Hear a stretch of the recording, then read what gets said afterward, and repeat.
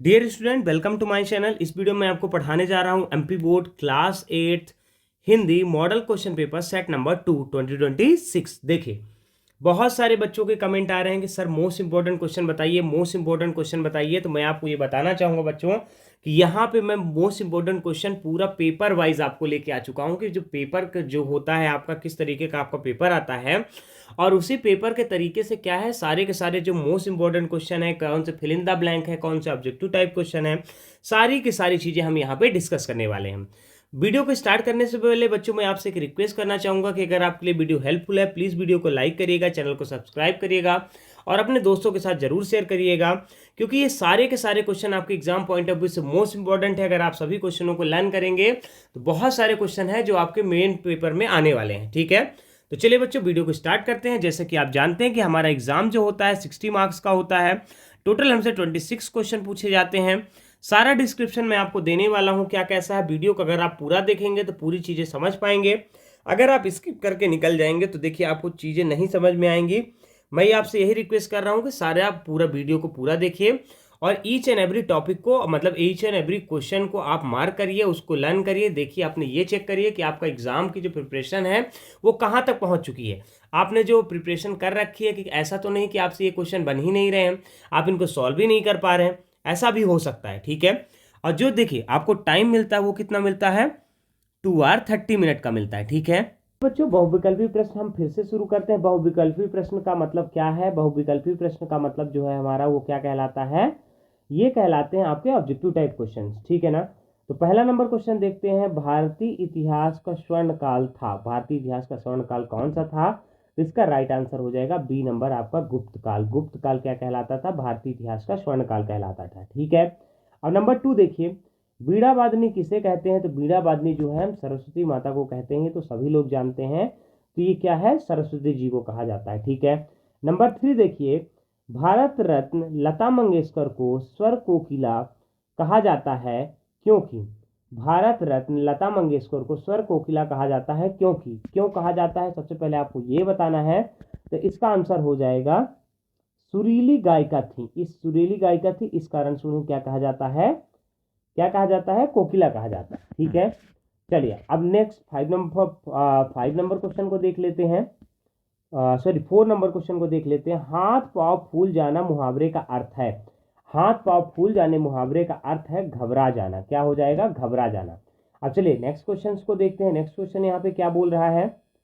ठीक है, आप इसको देखिए 5 नंबर को।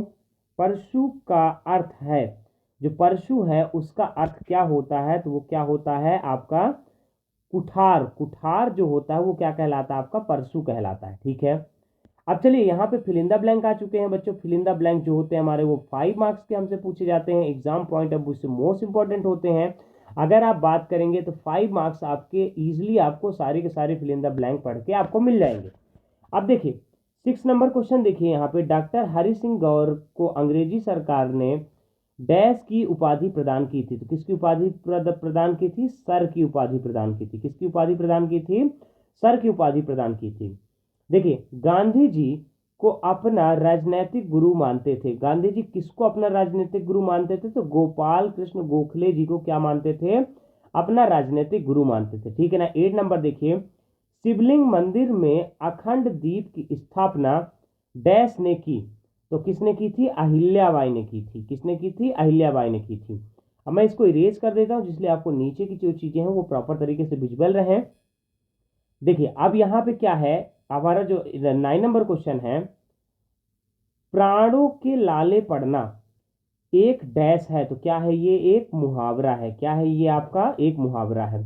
10 नंबर क्वेश्चन देखिए, आर्यभट्ट की पुस्तक का नाम डैश है। तो क्या है? आर्यभट्टी है।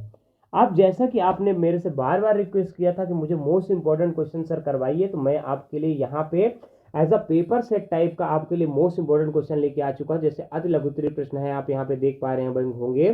तो जो अति लघु उत्तरीय प्रश्न है ये हमारे 2 मार्क्स के 6 क्वेश्चन पूछे जाते हैं। जैसे कि मैं आपको बता रहा हूँ, एग्जैक्टली 12 मार्क्स के अति लघु उत्तरीय प्रश्न आते हैं। हम भी स्कूल में पढ़ाते हैं, टीचर हैं, तो हमको ये पता है कि क्या पैटर्न है एग्जाम का, इस कारण से हम आपको बता रहे हैं। ठीक है, तो चलिए जो हमारा 11 नंबर क्वेश्चन रहेगा वो क्या रहेगा? दूध धारा क्या है? दूध धारा हम किसे कहते हैं, क्या है, उसको हमको बताना है, बुक में आपको मार्क करना है और चेक करना है कि जो आपने अभी तक क्वेश्चन आंसर याद किया है तो क्या आपको सारे क्वेश्चन आंसर याद है कि नहीं याद है। और अगर आप ये चाहते हैं कि सर आंसर के साथ सारे इन क्वेश्चनों का वीडियो लेके आए तो आप जैसा कमेंट करके मेरे हमको इन्फॉर्म करेंगे, मैं आपके लिए आंसर्स के साथ भी वीडियो बना दूंगा, ठीक है। अब चलिए 12 नंबर देखते हैं टाइम को बिना वेस्ट किए हुए। ये मोस्ट इंपोर्टेंट क्वेश्चन है, कलकत्ता या कोलकाता के काली मंदिर में गांधी जी दुखी क्यों हुए, मतलब गांधी जी वहां पे दुखी क्यों हुए। ये मोस्ट इंपोर्टेंट क्वेश्चन है, आपको इसको लर्न करना है और आपको नोट्स टाइप का बनाना है तो आप नोट्स भी बना सकते हैं। बुक ऑफ इंडिया वर्ड्स पुस्तक की क्या विशेषता है, इसको आपको बताना है। चलिए 14 नंबर क्वेश्चन देखिए जरा। पथिक से कविता में प्रयुक्त हुए 4 पुनरुक्त शब्द लिखिए, ठीक है ना। ये आपका पोयम से आपको इसको राइट करना है और लर्न करना है। 15 नंबर क्वेश्चन देखिए। बादशाह अकबर ने तानसेन से क्या हट की थी, बादशाह अकबर ने तानसेन से क्या हट की थी, इसको आपको देखना है, मोस्ट इंपॉर्टेंट क्वेश्चन है आपका। 60 नंबर क्वेश्चन देखिए। सूर्य प्रत्येक चंद्रमास में कितनी राशि को पार करता है, ठीक है। तो आप इसको देखिए, बहुत शानदार क्वेश्चन है, आप बिल्कुल आने के पूरे पूरे चांसेस हैं आपके एग्जाम में। यहां से स्टार्ट हो रहा हमारा क्या, लघु उत्तरीय प्रश्न। सबसे पहले आप इसको देखिए, लघु उत्तरीय प्रश्न मतलब होता है शॉर्ट टाइप क्वेश्चन। ये क्वेश्चन जो होते हैं 3 मार्क्स के पूछे जाते हैं, टोटल 6 क्वेश्चन रहते हैं, मतलब आपको टोटल 18 मार्क्स के दे के जाएगा किसके, एग्जाम के पर्पज से, ठीक है। अब चलिए 17 नंबर क्वेश्चन देखते हैं। संगीत संजीवनी कैसे बनाता है, ठीक है ना। संगीत जो है संजीवनी कैसे बनाता है, मोस्ट इंपॉर्टेंट क्वेश्चन, इसको मार्क करना है और आपको लर्न करना है। चलिए मैं आपको और क्वेश्चंस बता रहा हूं आपके। 18 नंबर क्वेश्चन जो क्या है वो आपको बता रहा है, महेश्वर के घाटों का अपने शब्दों में वर्णन कीजिए। जो महेश्वर के घाट हैं उनको अपने शब्दों में आपको बताना है। मोस्ट इंपॉर्टेंट क्वेश्चन है, बुनियादी शिक्षा के बारे में गांधी जी का क्या विचार थे, आपको ये बताना है। ये भी आपका मोस्ट इंपॉर्टेंट क्वेश्चन है। 20 नंबर क्वेश्चन देखिए। चिकित्सा ने जो खोया वह विज्ञान ने पाया, ठीक है। इस पंक्ति का आशय स्पष्ट कीजिए, ठीक है। चलिए नेक्स्ट देखते हैं, 21 नंबर क्वेश्चन देखते हैं। उपमा अलंकार के कौन कौन से 4 अंग होते हैं, आपको बताने हैं, ठीक है। 22 नंबर क्वेश्चन आपका यहाँ पे एक एप्लीकेशन लिखने के लिए आएगा 3 मार्क्स का। अपने प्रधानाचार्य को बीमारी के कारण बताते हुए 3 दिन हेतु आवाज अवकाश हेतु प्रार्थना पत्र लिखिए, ठीक है। ये आपका क्लियर हो गया यहाँ तक। यहाँ शॉर्ट और वेरी शॉर्ट जो मोस्ट इंपोर्टेंट क्वेश्चन थे वो मैंने आपको बताए हैं, ये आपको सारे के सारे करने हैं। अब यहाँ पे हमारे आ चुके हैं कौन से, लॉन्ग टाइप क्वेश्चन, किस तरीके से आपके एग्जाम में पूछे जाते हैं, आप इनको चेक करिए। तो ये 5 मार्क्स के 4 क्वेश्चन रहते हैं, आपको ध्यान रखना है। 5 मार्क्स के जो 4 क्वेश्चन रहेंगे उसमें एक आपका पैसेज रहेगा और क्या क्या चीजें रहती है मैं आपको बताता हूँ। एक तो आपका गद्यांश पद्यांश कुछ भी हो सकता है, यहाँ पे आपका पद्यांश लिखा हुआ है तो आपको पद्यांश का क्या लिखना है, संदर्भ सहित भावार्थ उसकी व्याख्या लिखनी है, ठीक है। तो ये आपका मोस्ट इंपोर्टेंट है, इसको आपको लर्न कर लेना है और लर्न करके प्रॉपर तरीके से एग्जाम की प्रिपरेशन करके रखना है आपको। 24 नंबर क्वेश्चन देखिए। अंग्रेजों के कारागार में रहते हुए बिरसा मुंडा के स्वास्थ्य पर क्या प्रभाव पड़ा, ठीक है। अंग्रेजों के कारागार पर रहते हुए बिरसा मुंडा के स्वास्थ्य पर क्या प्रभाव पड़ा, मोस्ट इंपोर्टेंट क्वेश्चन, आपको बिल्कुल लर्न करना है इसको। एक ही क्वेश्चन है जो आपका 5 मार्क्स के आता है, उसके बाद आपको क्या करना है, यहाँ पे आपका एक 5 मार्क्स में पैसेज है। ध्यान से देखिए, आप आपका देखिए आपको पैटर्न मैं आपको बता दे रहा हूँ। यहाँ पे आपको एक पैसेज दिया हुआ है, इस पैसेज को आपको प्रॉपर तरीके से रीड करना है। पहले आप इसको रीड कर लीजिए, 1 बाय 1 आप इस वीडियो को पॉज करके इसके क्वेश्चन और आंसर्स निकाल सकते हैं, ठीक है। और अगर आपको कोई दिक्कत होती है आप हमको कमेंट करके बताइएगा, हम आपके लिए अपलोड कर देंगे आंसर्स के साथ। मैं आपको कई बार बोल रहा हूँ, ठीक है ना। चलिए अगर मैं बात करूं 2nd number, 3rd number, 4th number, 5th number, ये सारे किस्से हैं उसी पैसेज से रिलेटेड है।